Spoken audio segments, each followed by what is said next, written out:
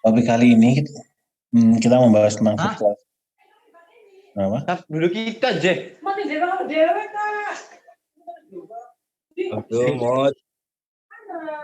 Abdul Mut.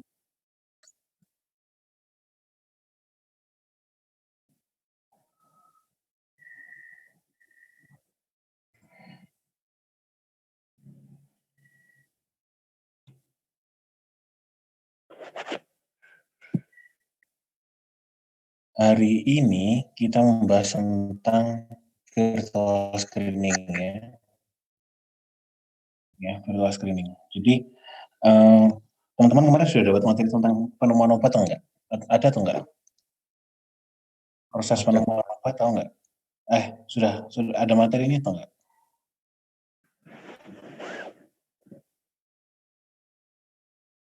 Blok 1 kayaknya, Pak. Enggak, sorry. Saya cek dulu. Modul.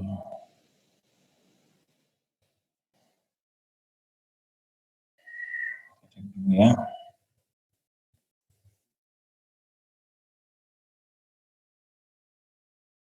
Yang horizontalnya mana ya? Ya.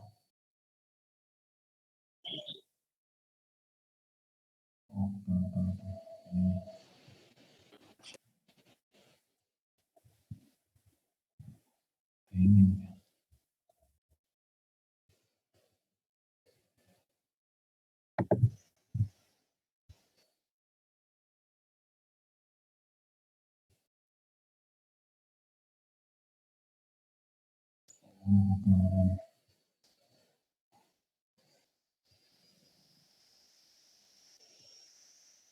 Nah ini loh.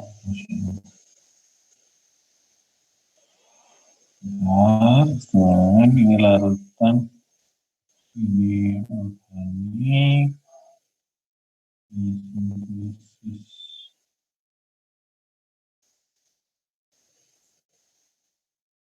farmakofor.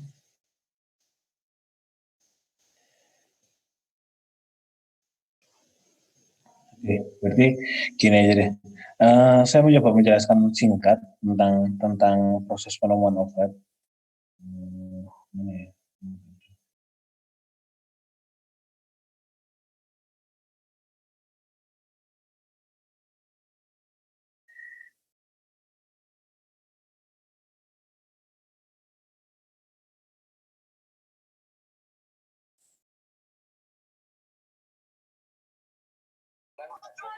Ya.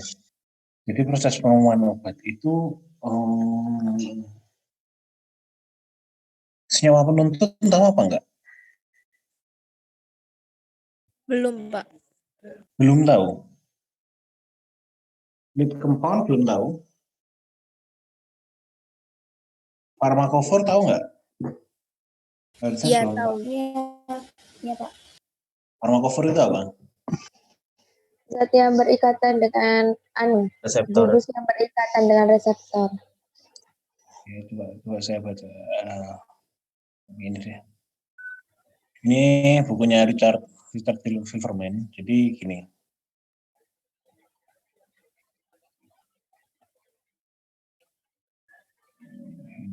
Penemuan. Nah, ini adalah proses dari bagaimana kita menemukan obat. Ya, lima ini ya dicatat aja kalau di slide nggak ada. Itu adalah tahapan dari proses penemuan obat. Yang pertama yang harus kita ketahui adalah kita menentukan target dari obat. Ya. Target dari obat itu apa? Reseptor. Oke. Apakah hanya reseptor saja?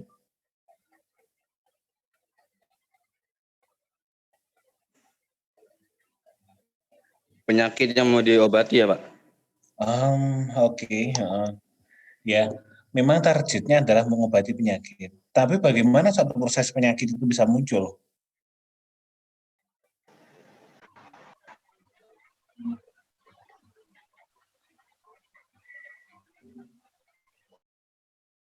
Biasanya dia dipicu oleh berbagai rentetan peristiwa spesifik dari makromolekul tertentu.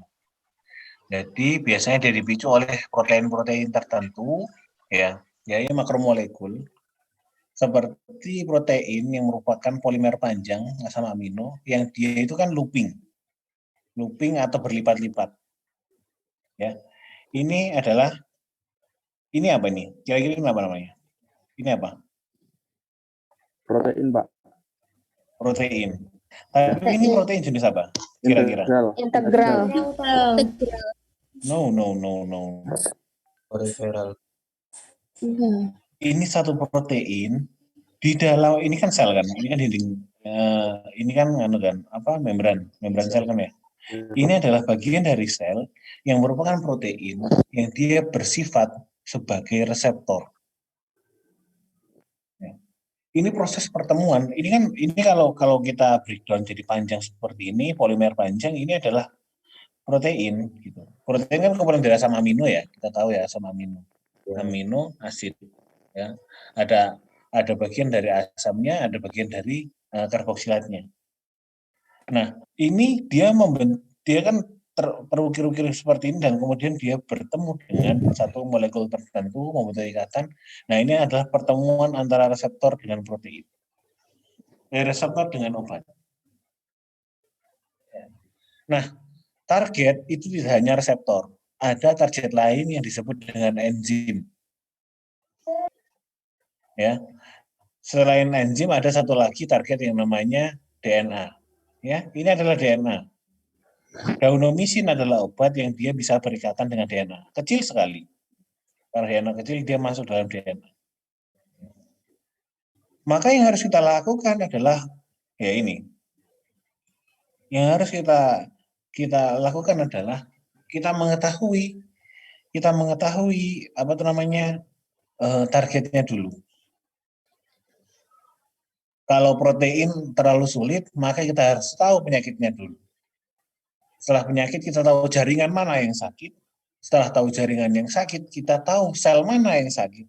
Setelah sel mana yang sakit, kita tahu proses biomolekuler yang membentuk penyakit tersebut. Itu dari mana penyebabnya.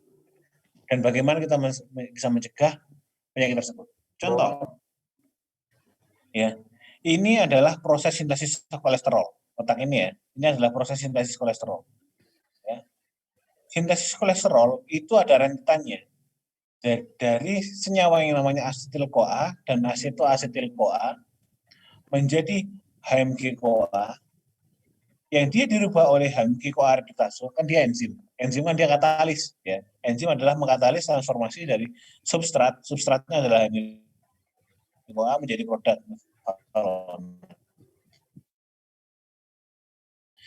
dari mevalonat menjadi geranil difosfat, preskualen difosfat, maka ada obat-obat yang dia berfungsi untuk mencegah kinerja dari HMG-CoA redutase, seperti golongan obat-obat simvastatin.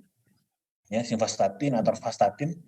Kalau ada dari keluarga yang mungkin menderita penyakit kolesterol, biasanya kan minumnya itu. Dan obat-obat tersebut merupakan HMG-CoA redutase inhibitor. Dia mencegah kinerja enzim ini supaya dia tidak mengubah HMG-CoA menjadi mevalonat, sehingga sintesis kolesterol tidak terjadi. Ya. Jadi kita harus tahu targetnya dulu. Targetnya bisa enzim, bisa reseptor, bisa DNA. Ya.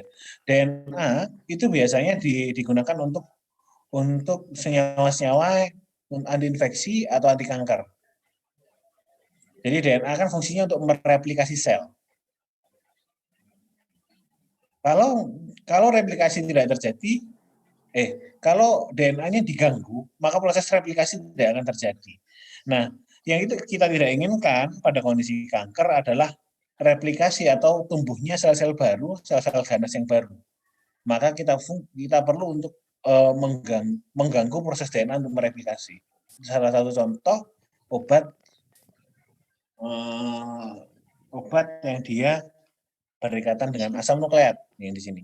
Nah, setelah drug target kita sudah tahu. Nah, dari sini kita temukan lead discovery. kita temukan senyawa penuntunnya dulu, ya. Senyawa penuntunnya dulu. Senyawa penuntun mana ya?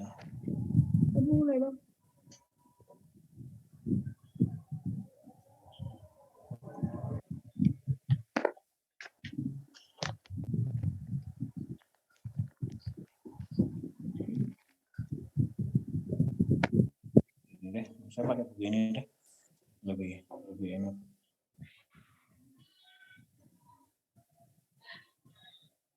Senyawa penuntun itu apa? Semua senyawa yang dia bisa berinteraksi dengan target, entah itu reseptor, entah itu enzim, entah itu transporter, entah itu asam nukleat, secara konsisten sehingga dia bisa menimbulkan efek yang kita inginkan. Ya. Itu senyawa penuntun. Kemudian dia bisa dimodifikasi, ya, bisa dimodifikasi. Nah, bagaimana cara kita tahu gitu? Pak, saya tahu targetnya ini. Terus gimana saya tahu ini obatnya seperti apa, Pak? Gitu. Gimana? Ada yang punya pencerahan nggak kira-kira? Bagaimana kita tahu dari target ini kita bisa tahu obat apa yang mau kita pakai gitu? Struktur obat seperti apa yang harus kita sintesis gitu.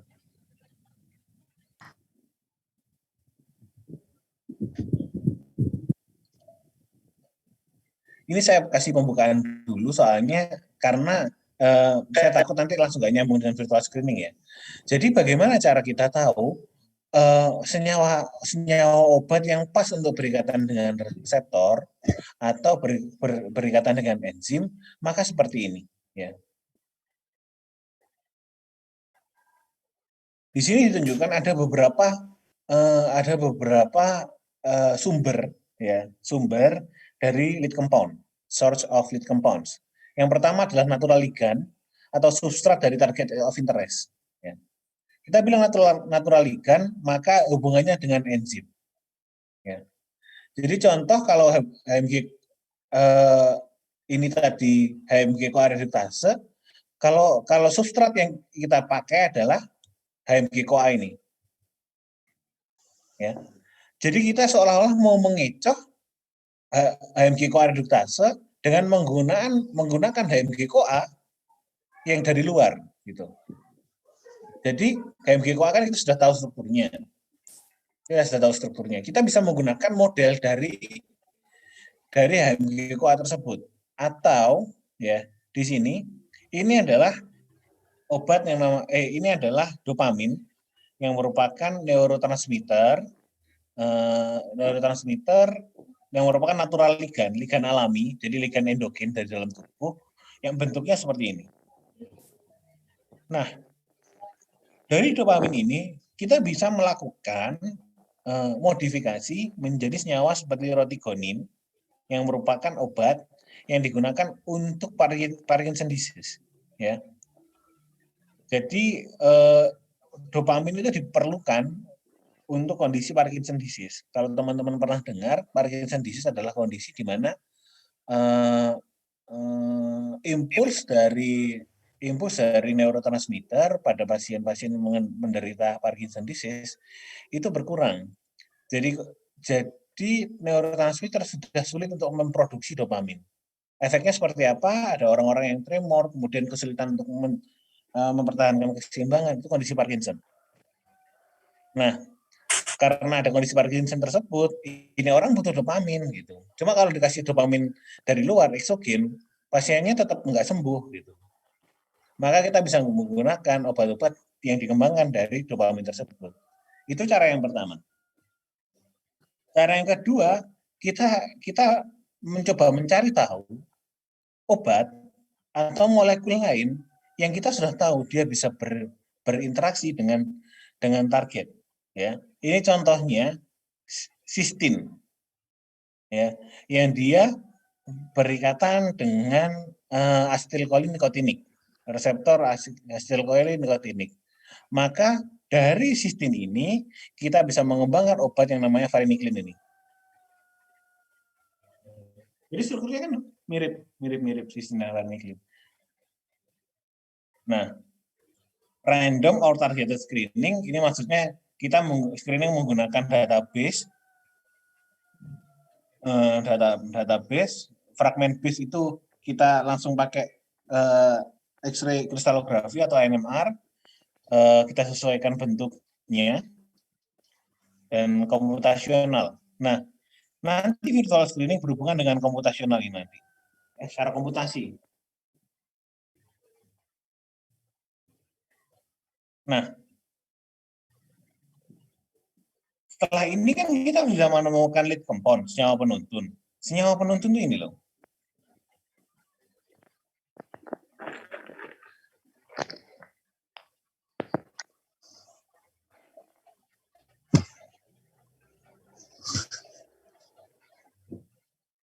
Senyawa penuntun adalah satu atau awal mula dari 10.000 molekul yang disintesis dan dievaluasi pada hewan. Ya. Jadi langkah pertama setelah kita menemukan senyawa penuntun itu kita modifikasi. Ya. Kira-kira selama ini pada proses penemuan obat, satu senyawa penuntun kemudian bisa sampai obat jadi itu memakan waktu 12 sampai 15 tahun. Dan biaya cukup mahal, 600 sampai 800 juta dolar. Dalam proses berbelas-belas tahun ini ada 10.000 molekul yang dia disintesis kemudian diuji. Kira-kira ada 10 yang bisa masuk clinical trial dan kemudian ada 1 yang dia bisa keluar di pasaran. Kira-kira gambarannya seperti itu, proses penemuan obat.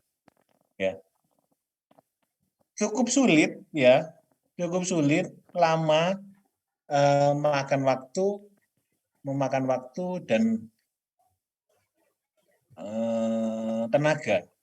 Bahkan yang sekarang vaksin seperti vaksin COVID saja, itu proses produksinya tetap dia itu belum bisa dirilis gitu, karena memang proses evaluasinya memang panjang. Evaluasinya ya ini sudah dapat belum clinical trial? Belum, Pak.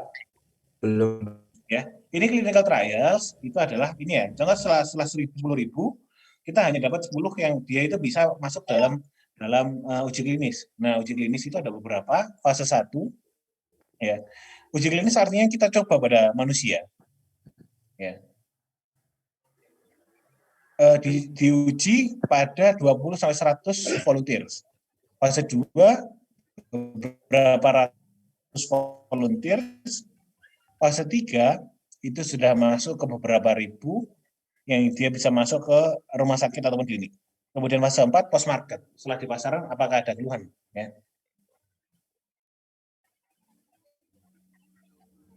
Jadi kita coba masuk tadi ke bagian yang tadi. Ya, lead discovery, lead modification, jadi modifikasi, pre-clinical dan clinical development, kemudian regulatory approval, ya. Jadi sampai akhirnya di situ.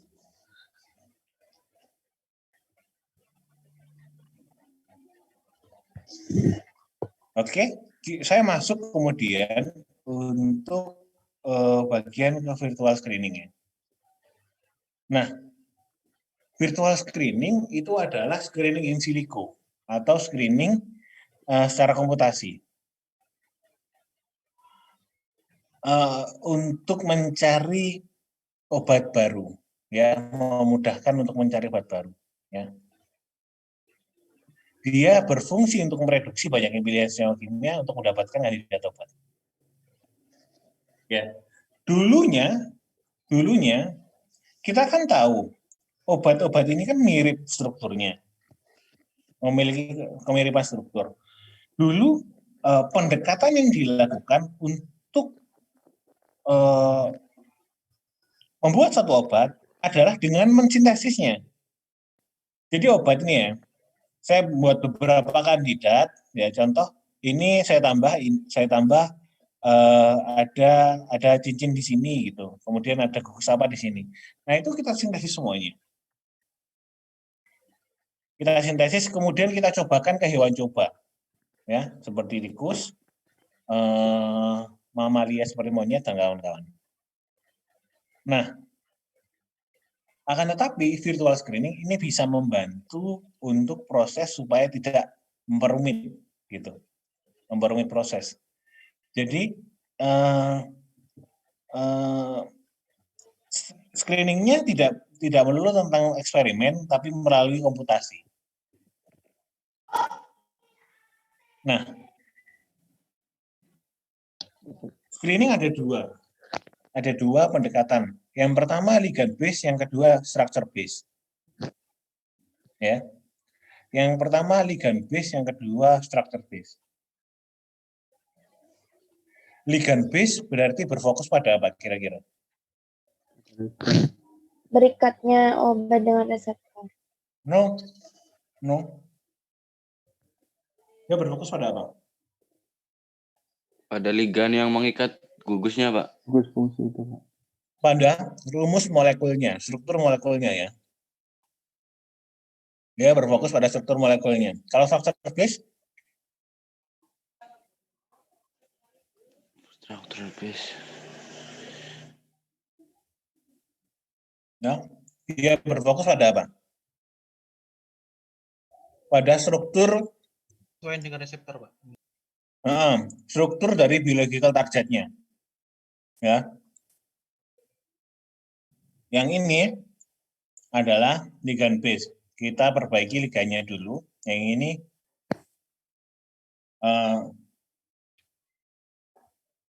melalui structure base.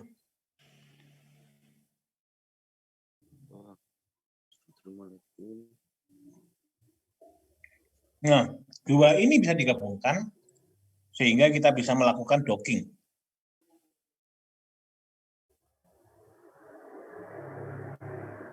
Ya. Sekarang kita coba reshaping untuk struktur molekulnya. Ya, bagaimana struktur molekul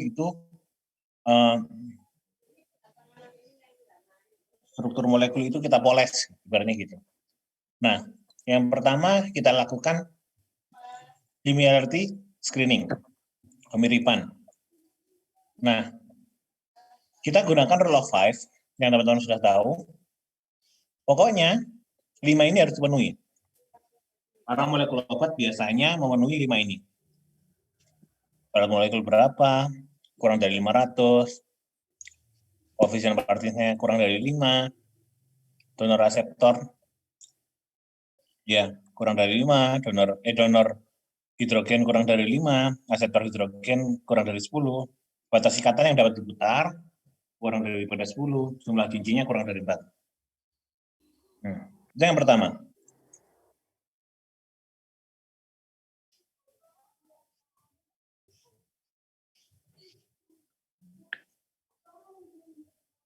Nah, yang kedua, kita hilangkan gugus fungsi yang reaktif dan toksik.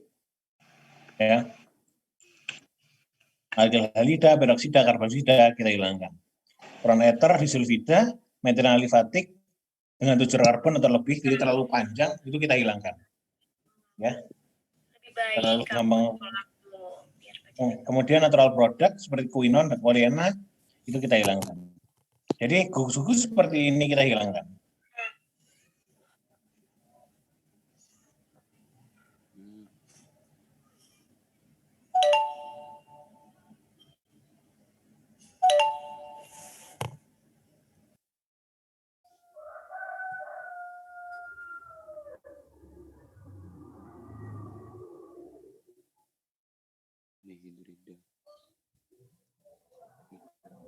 Selanjutnya,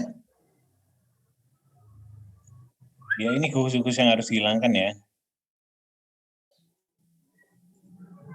Sulfonilalida, agilalida,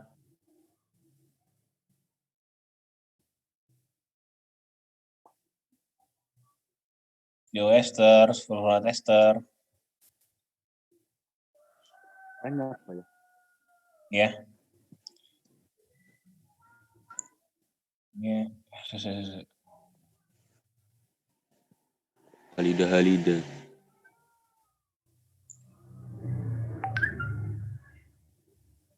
Nah, kemudian yang kedua pendekatan dengan pharmacophore point filter. Ya.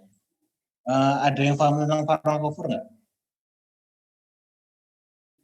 Pharmacophore itu apa?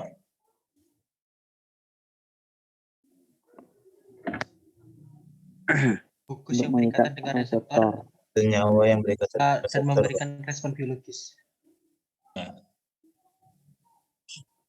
Jadi satu komponen senyawa itu ada beberapa komponen. Ya. Karena gini deh, coba saya cari dulu. Ini ya. Bagian yang kuning-kuning ini, ya. Ini saya coretin tapi saya nggak tahu cara ngilanginnya. Oke, ya ini bisa hilang deh. Ya, bagian yang kuning-kuning ini adalah bagian yang dia berkaitan dengan reseptor. Ya, ini adalah miliknya reseptor. D145, N1332, F80, F82, L83, ini adalah bagian dari reseptor. Ini adalah bagaimana obat itu berinteraksi dengan reseptor ya.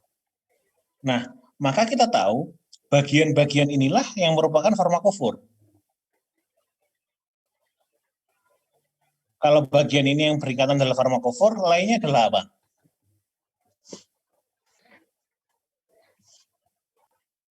Bagian yang seperti ini, Mungkin molekul yang lain ini disebut dengan auxofor. Auxofor. Ya. Yang lain ini disebut, yang dia menjaga integritas supaya farmakofor bisa berinteraksi. Ibaratnya farmakofor itu tangan saya, badan saya ini adalah auxofor. Ya. Untuk menjaga saya tetap bisa memegang sesuatu. Nah, pharmacophore point filter itu melakukan perhitungan ya, jarak dan bentuk 3 dimensi dari farmakofor tersebut. Maka seperti ini. Contoh ini adalah obat. Ini adalah obat yang merupakan senyawa penuntun yang saya gunakan. Ini adalah lead compound. Maka saya mau mengembangkan obat yang dia strukturnya mirip seperti ini. Maka saya menghitung jarak antar ikatan obat reseptornya. Ya. Jadi ini adalah ikatannya. Ibaratnya saya bisa mengukur dari hidrofobik yang ini ke bagian hidrogen bond yang ini, hidrogen bond yang ini, jaraknya adalah 6,5 angstrom. Ya. Hidrogen bond yang ini dengan yang ini 10,1 angstrom. Nah, ibaratnya ini tuh kita mengukur bentuknya seperti apa. Sehingga kalau kita memodifikasi molekul, bentuk molekulnya sama seperti ini. Ya. Ini ibaratnya ini. Ya, mengukur jarak.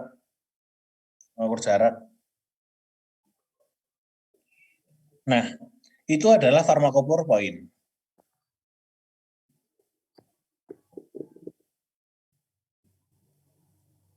Adapun farmakofor, tadi yang saya jelaskan satu komponen dari molekul yang berperan esensial untuk menjamin keterikatan dan interaksi dengan target biologis sehingga menimbulkan efek biologis. Nah, gugus-gugus yang dikategorikan farmakofor biasanya adalah gugus amida, alkohol, keton, sulfon, sulfonamid, karboksilat, ya, gamat, guanidin, amidin, urea, dan ester. Ya, gugus-gugus ini yang biasanya dia merupakan gugus-gugus yang bisa berkaitan dengan reseptor. Maka ini adalah sebaliknya dari dari gugus fungsi filter tadi, filter gugus fungsi tadi, ini yang harus ada, yang boleh ada, dan yang tadi yang nggak boleh ada. Nah, ada beberapa aturan yang harus dilakukan untuk melakukan filter farmakofor. Yang pertama kita harus tahu titik farmakofor yang digabung atau mereka hanya dipisahkan oleh kurang dari 2 atom, maka dia dianggap menjadi satu. Kemudian molekul tidak boleh memiliki kurang dari 2 farmakofor dan lebih daripada 7 farmakofor. Hal ini mengapa? Karena biasanya ada satu farmakofor yang dia malah ada satu bagian yang mungkin berikatan dengan reseptor malah menimbulkan efek toksik. Ya, maka harus tidak boleh lebih daripada 7. Senyawa dengan lebih dari asam karboksilat ditolak, ya. Amina sebagai farmakofor tidak dianggap apabila berbentuk asal atau diazin. Kemudian senyawa tanpa struktur cincin ditolak, ya. Amina intrasiklik dalam satu yang sama dianggap satu titik farmakofor. Ya. Nah, selanjutnya yang ketiga adalah database matching. Yang saya bilang tadi melalui database. Contoh, kita punya satu senyawa penuntun bentuknya seperti ini. Nah, kita bisa menggunakan database miliknya ACD untuk merekomendasikan struktur yang apa yang dia mirip dengan senyawa ini. Sehingga kita bisa gunakan sebagai molekul obat yang akan kita ujikan kepada yang mungkin kita bisa ujikan gitu. Ya. Jadi bentuknya seperti ini. Ini database ya. Ini farmakofor mapping tadi. Nah, sekarang saya coba menjelaskan tentang structure base. Ligand base sudah ya. Kita sekarang hubungkan dengan structure base. Structure base itu refer pada molecular docking. Molecular docking itu adalah pertemuan antara ligand dengan target. Nah, bagaimana kita bisa melakukannya, Pak? Kita melakukan secara virtual. Ya. Jadi ada beberapa aplikasi yang dia itu bisa kita gunakan untuk mempertemukan antara target protein, entah itu reseptor, transporter, atau enzim dengan ligand. Nah, apakah pertemuannya itu bisa docking, tahu docking ya? Kalau docking dalam kapal kan ada kapal dia itu masuk ke dalam dock. Jadi penyatuan yang pas gitu. Nah, apabila ligand bertemu target protein ini bisa bersatu dengan pas atau enggak? Ikatannya bagus atau enggak? Itu yang mau kita ukur. Jadi satu contoh.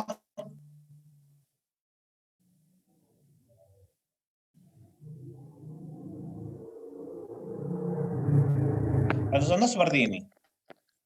Ini adalah molekul protein. Molekul protein ini kan rumit sekali ya. Nah, dari sini kita bisa memperkirakan mana cavity-nya, rongganya, atau bagian mana yang reseptor bisa masuk. Yang hijau-hijau ini adalah cavity. Nah, setelah kita lihat, ini adalah molekul obat yang dia berikatan dengan reseptor. Ini adalah molekul dari senyawa penuntun kita. Contohnya adalah lisinopril. Nah, dia berikatan. Kita bisa lihat bagaimana dia bisa berikatan secara bagus. Yang garis-garis ini menunjukkan ikatan antara obat dengan reseptor, ya. Ikatannya. Maka ini adalah lead compound-nya, ini adalah lead compound-nya. Ini adalah farmakofor. Ya. Jadi yang dilakukan dengan structure base tadi itu melalui proses seperti ini. Nah, apa yang bisa kita nilai? Ini memprediksikan pose dan binding affinity. Ya, dua ini. Pose adalah bagaimana bentuk yang dia paling optimal untuk berikatan dengan reseptor. Ya, ibaratnya teman-teman kan punya angle terbaik. Bagaimana punya pose terbaik itu adalah pose. Nah, yang kedua adalah binding affinity adalah kita scoring bagaimana binding affinity-nya.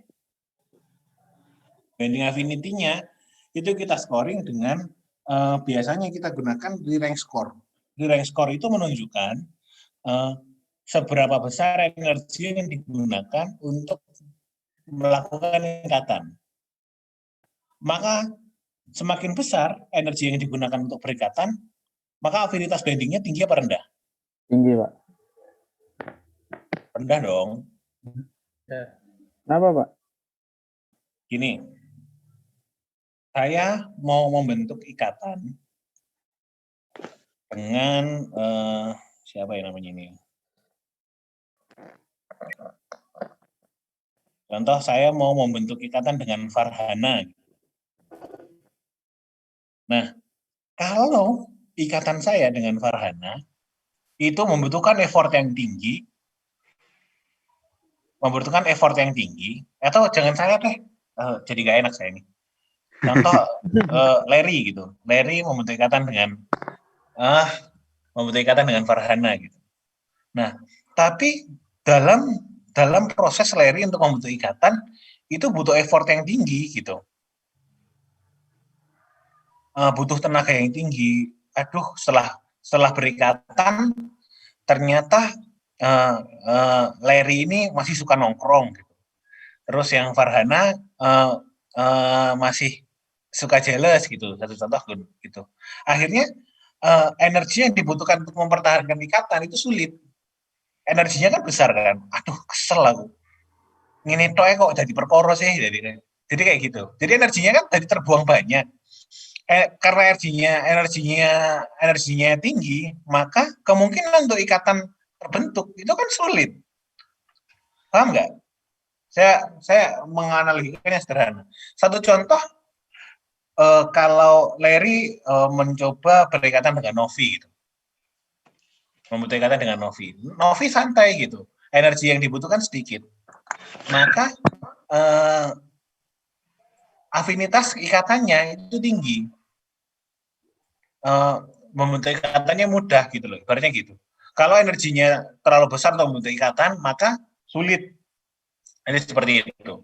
Maka biasanya di rank score, semakin di rank score-nya itu sekecil, maka potensinya adalah yang paling besar.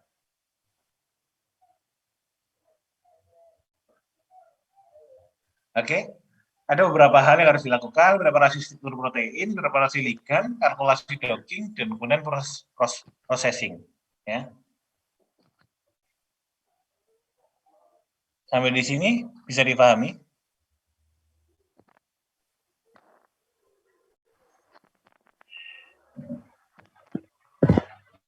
Masih agak bingung, Pak. Bagian mana yang bingung?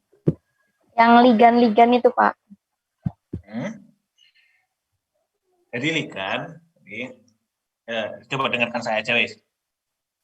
Ligan itu kan kita yang perbaiki adalah struktur molekulnya. Ada 3 pendekatan. Kita kan berusaha mencari struktur terbaik untuk yang mau obat kita inginkan. Maka yang bisa kita utak-utak adalah senyawa penuntun tadi, lead compound yang sudah kita temukan tadi. Nah, bagaimana cara kita mengutak-utak? Ada 3 pendekatan. Yang pertama, melalui rule of 5. Kalau sudah memenuhi, oke. Ya. Contoh kita punya beberapa kandidat deh gitu. Contoh dari lead compound, saya buat senyawa-senyawa yang mirip, itu sejumlah 50 gitu, 50 senyawa.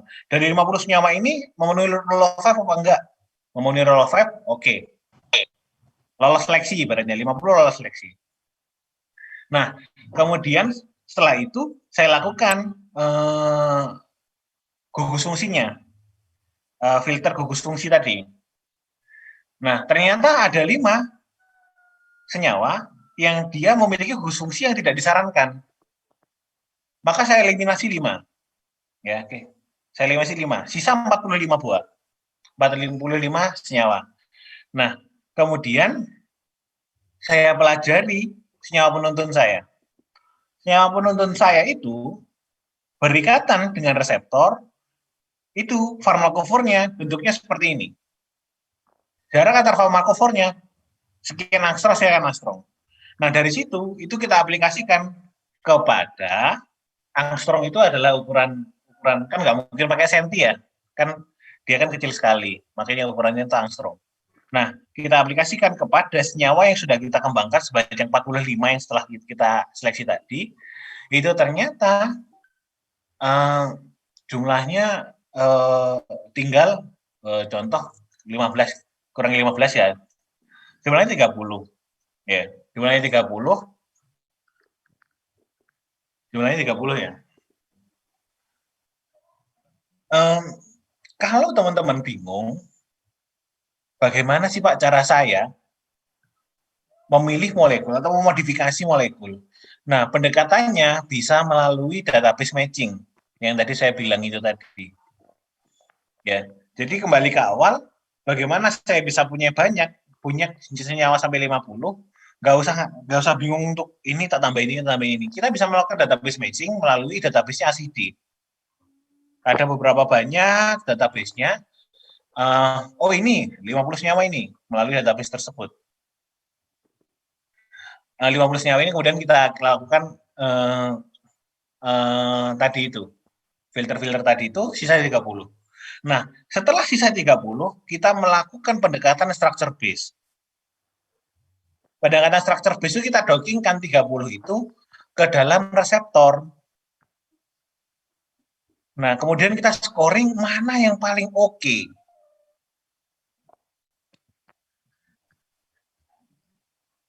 Kita dockingkan gitu ya.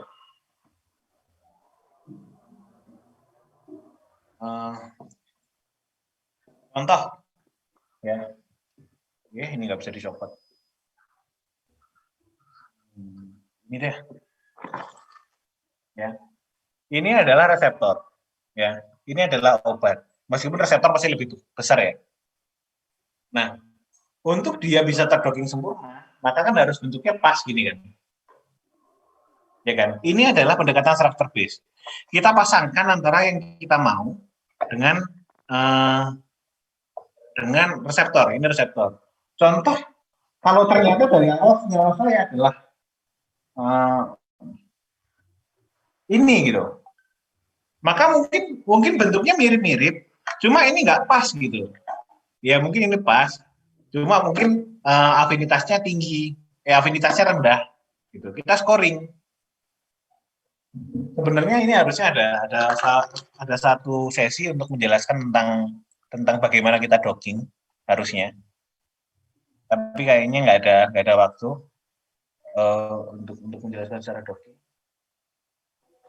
Atau malah ini gitu. Ini saya cocokkan gini. Ini mungkin cocok gitu. Cuma afinitasnya nggak bagus gitu. Ibaratnya gitu. Kita melakukan virtual gitu. Jadi keuntungannya apa sih kalau melakukan secara virtual? Kita nggak perlu mensintesis semuanya. Contoh saya punya 50 jenis zaman dulu. Saya punya 50 jenis. 50 tuh gini ya. 50 ya. Kita punya 50 jenis senyawa. Itu semuanya kita lakukan sintesis. Sintesis itu ibaratnya kan kita lakukan reaksi kimia supaya saya dapat molekul tersebut. Nyari molekulnya itu saja sudah susah. Setelah itu setiap molekul saya ujikan terhadap hewan. Masing-masing hewan coba saya uji. Kemudian saya evaluasi mana yang efektivitasnya paling bagus. Ya kan tetap makan waktu ya. Nah, ini adalah satu hal yang membantu teman-teman untuk melakukan screening secara virtual. Begitu. Jadi dipahami? Intinya sih gitu. Ya. Tentunya ada dua pendekatan yang dua-duanya harus kita lakukan. Ya, ligan kemudian structure. Ligan ada beberapa jenis. Yang pertama database itu kita matchingkan database-nya yang mirip-mirip bentuknya. Setelah database matching itu kita filter ya dari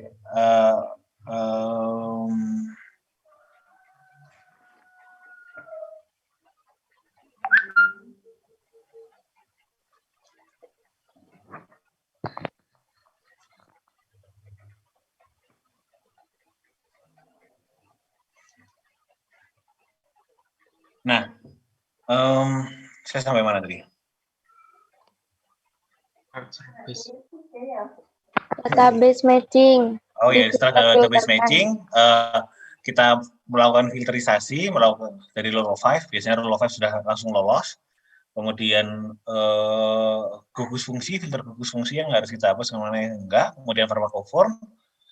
Nah, setelah itu sudah, kita lakukan pendekatan dengan struktur base, melakukan docking, kita dockingkan, gitu. Ya, sampai di sini ada pertanyaan? Siapa? Mau bertanya, Pak? Ya. Elvira Rona Suprajati dari kelas B. Jadi apakah dengan pendekatan in silico itu juga dapat berbeda dengan kenyataannya? Misalnya kita bisa sekali. Karena ini kan berupa simulasi gitu. Ini kan cuma simulasi. Yang bisa kita nilai hanya afinitasnya dengan reseptornya. Kita belum tahu apakah ada hal-hal yang mungkin bisa mengganggu, seperti parameter farmakokinetik. Contoh, ternyata obatnya itu ketika saya docking kan bagus. Lah, ternyata ketika saya ujikan, dia mengalami first pass metabolisme. Ketika saya ujikan, absorpsinya buruk. Efektivitasnya jadi rendah. Yang hanya kita bisa nilai adalah ikatan obat dengan reseptornya saja. Ikatan obat dengan reseptor bagus, asumsi kita hanya sampai sana. Karena tubuh ini memiliki kompartemen-kompartemen yang berbeda, maka banyak sekali faktor yang mungkin. Ini hanya membantu kita untuk memprediksi mana yang kita kira aktivitasnya paling bagus melalui bentuk strukturnya. Ibaratnya tadi kita ngomongin soal sifat steriknya saja. Apakah ada halangan ketika dia berinteraksi dengan reseptor? Gimana? ya, Pak, sudah paham, Pak. Ada yang lain mau nanya? Izin bertanya, Pak. Iya, Asmi. Nah, itu kan tadi didesain dulu ya, Pak, di virtual screening. Itu senyawanya dari bentuk ligan atau strukturnya. Nanti kalau misalnya udah diujikan ke makhluk hidup, pertama kan ke hewan. Nah, itu pertama berhasil. Nah, nanti kalau ke manusia itu gagal, itu apakah nanti mengulang dari awal, Pak, screeningnya? Atau hanya dimodifikasi dari ligan atau strukturnya aja, Pak? Atau gimana? Nah, gini. Ibaratnya fungsi tubuhnya hewan dan manusia kan pasti ada perbedaan ya, meskipun sama-sama mamalia. Nah,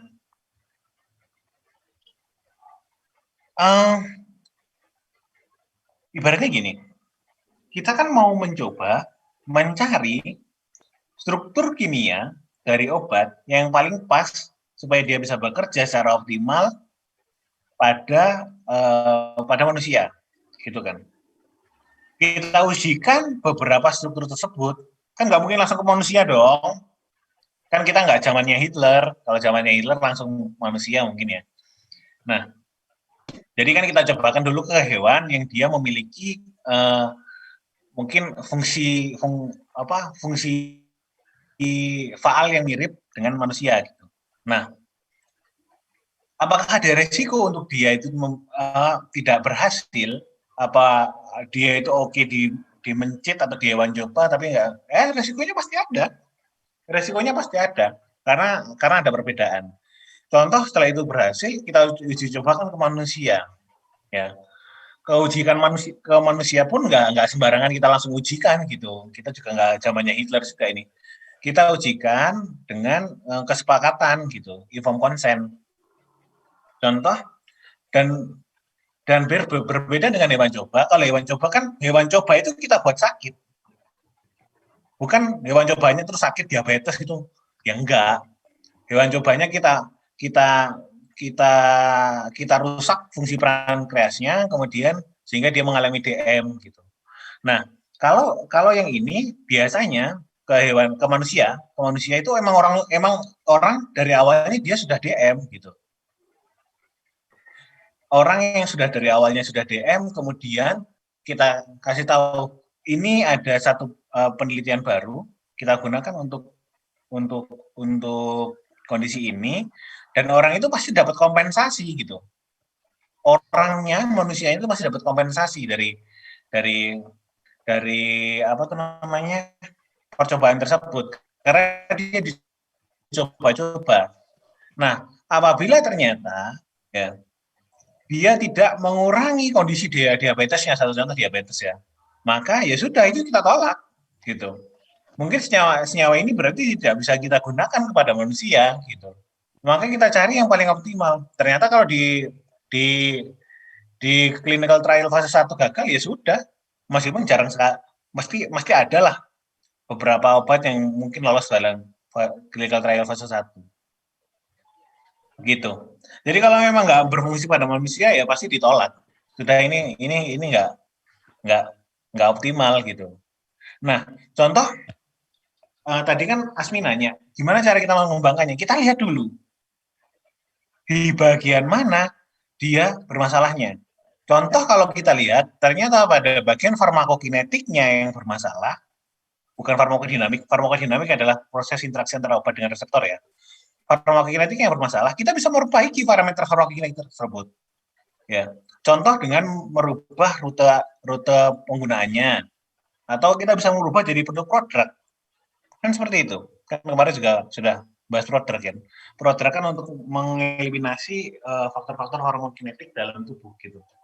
Jadi nggak harus mengulangi dari awal lagi. Kita lihat dulu permasalahannya di mana. Selama kalau ternyata juga permasalahannya adalah ikatan obat reseptornya jelek, maka ya sudah kita eliminasi. Tapi nggak mungkin, bukan nggak mungkin ya, kecil sekali kemungkinan karena kita sudah mencoba ke hewan coba dan ini adalah aktivitas yang paling baik gitu. Oke? Ada pertanyaan lagi? Pak, saya ingin bertanya lagi, Kak. Ya, Nilna. Habis di doping itu kan dipilih, Pak, yang mana yang paling klop istilahnya. Itu yang afinitasnya bagaimana, Pak? Maaf tadi suaranya Bapak putus-putus, makanya Nilna masih belum. Jadi gini, cara penilaiannya adalah menggunakan di-rank score. Di-rank score. Kita kan menggunakan aplikasi dockingnya kan,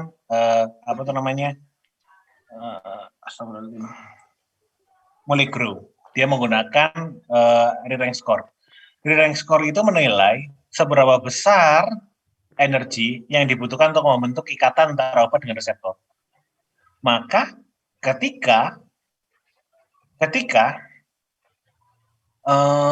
nilai ikatannya itu lebih rendah, re-rank score-nya lebih kecil daripada re-rank score miliknya senyawa penuntun kita, maka kita anggap dia memiliki potensi lebih tinggi dalam ikatan obat reseptor.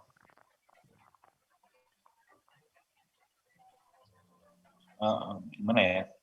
Gitu ya.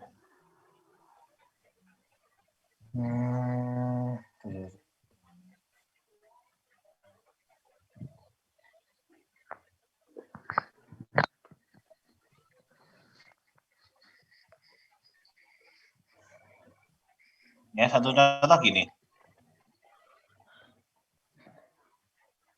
Ya, ini adalah salah satu contoh daging saya yang gagal.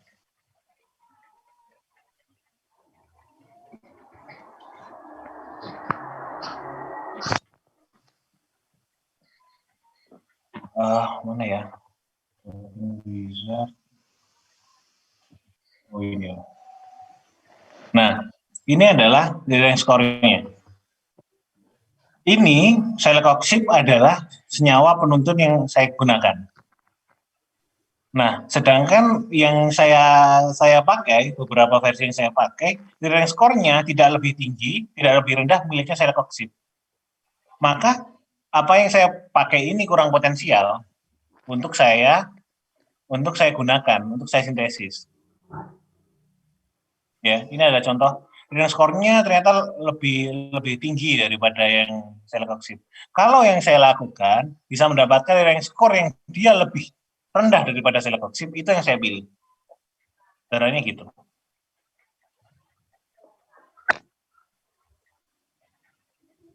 Oke, ini saya menggunakan Molegrow Virtual Docker. Ya, harusnya ada satu sesi untuk membahas ini. Cuma kayaknya nggak tahu saya ada apa enggak. Oke, baik. Ada pertanyaan lagi? Jadi yang dipilih itu yang rank score-nya lebih kecil ya, Pak? Lebih kecil daripada ligan aslinya gitu. Ligan yang yang di apa ya, ligan penuntunnya lah ibaratnya gitu. Ya Pak, makasih. Oke, ada pertanyaan lagi?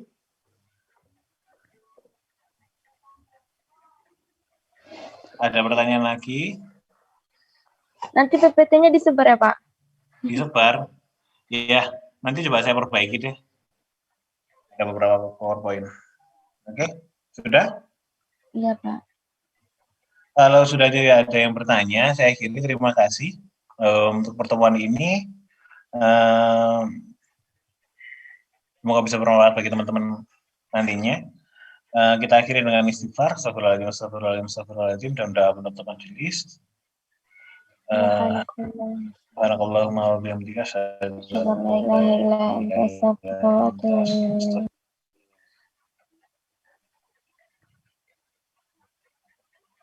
Terima kasih atas kesempatannya. Saya akhiri. Assalamualaikum warahmatullahi wabarakatuh. Waalaikumsalam warahmatullahi Iya, Bapak. wabarakatuh. Saya pamit ya. Pak.